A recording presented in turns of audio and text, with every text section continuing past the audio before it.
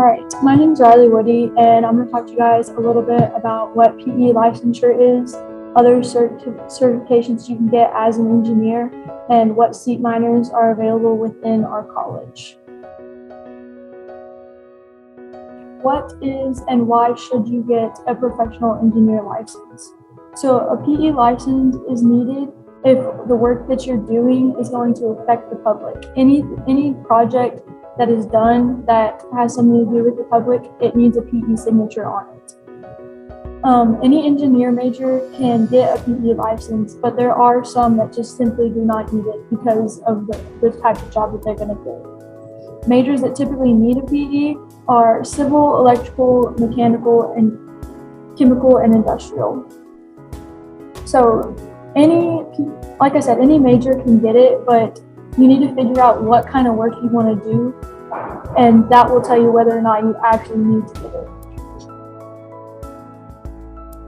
So there are 4 simple steps to get it. So first, you need to acquire an engineering degree, pass the fundamentals of engineering exam, which is called the FE, and gain engineering experience, and then pass the professional engineering exam, which is the PE exam. So in this process, although there are numbered 1 through 4, there is some overlap between certain steps. So step 1 and 2 usually go on around the same time. Same with step 3 and 4. You can take those at they kind of overlap each other, which I'll explain in the next section. As I said before, with the step 1 and 2, getting your degree and passing the FE, usually most people take the FE during their last semester at OSU. And this is because OSU will cover the exam fee, and whenever you take a test while you're still in school, you're more used to taking tests, so you don't take it a couple years down the road when you don't really remember taking tests and how to study. As for the next 2 steps, you have to apply to become an engineering intern for your experience to count. Because if you don't apply to become an engineering intern, all those years you have in the field don't count towards your PE license. So you could be work in the field for multiple years, but they won't count unless you apply to become an engineering intern. After that, after you have years of that as an engineering intern, you can apply to take the PE test. But there are instances where you can take the PE earlier. The only thing about that is you have to have both of them done by the end of the 4 years. Although you can take it earlier, you still need the 4 years of experience to get your license as a PE. Moving on to other certifications you can get as an engineering student. The Six Sigma Green Belt is more for industrial engineers and make sure that you know how to improve processes for manufacturing and that you go over given materials. SE is for structural engineers. It is a specific license for structural engineers, so it's just to show that study more about structural engineering. So, and then moving on to CAD and SolidWorks, this is usually for civil and mechanical and aerospace engineers. So it's not something that everybody needs, but it is a good thing that puts other people who are applying for the same job as you. If you have a certification in this, it's something that employers might look for. PMP is a project management professional.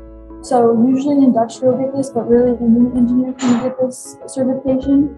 It shows that you're able to solve problems and manage different projects. Certifications at OSU.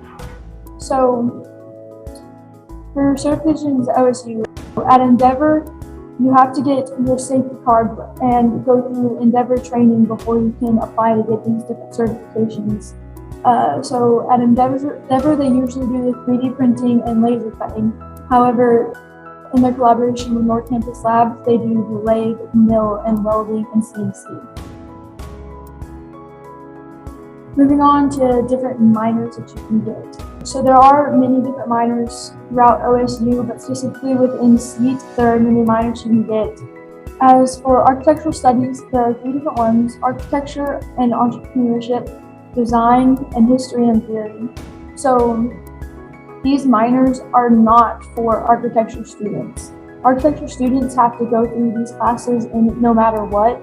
Architectural study minors are for maybe civils and basically anyone who wants to learn more about architecture. Construction is another good minor for people in engineering. So this one might be for an architecture student or a civil student or anyone who just wants to learn more about construction. As for data analytics for engineers, this one is another one that any major can take, or it's really good for maybe industrial or computer engineering because it goes more into reading data and how to use that data to better processes. As for emergency management, that is one that fire protection safety majors go into because it's a good background to have for that degree and it shows that you're better prepared for emergency situations. It is also good for industrial. That would help give you a background in emergencies and big situations that you're controlling the work for. Same for safety and exposure sciences. That one is good for fire safety protection.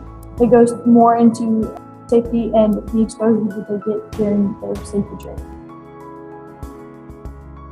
Now, these minors are a little bit different than the other minors that I've said.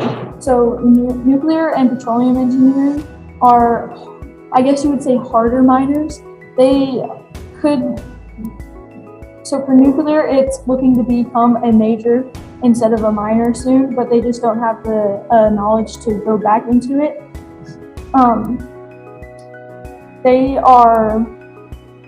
The two are a lot harder. They don't have more hours per se, but they just have a lot more information that you have to learn. As for petroleum, it's not a major because of the way the market fluctuates. So usually if you wanted to become a petroleum engineer, you would also have a degree. You would go for a degree in mechanical and then get the petroleum engineering minor.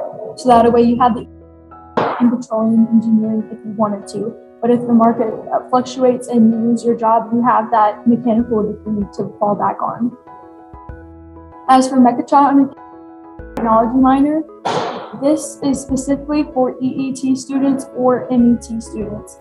This is because you have to be getting a major in either MET or EET because to get the minor, you're taking the classes that EET students are taking if you are an MET student. It gives you a good mixture of both majors. And that is it. Any questions?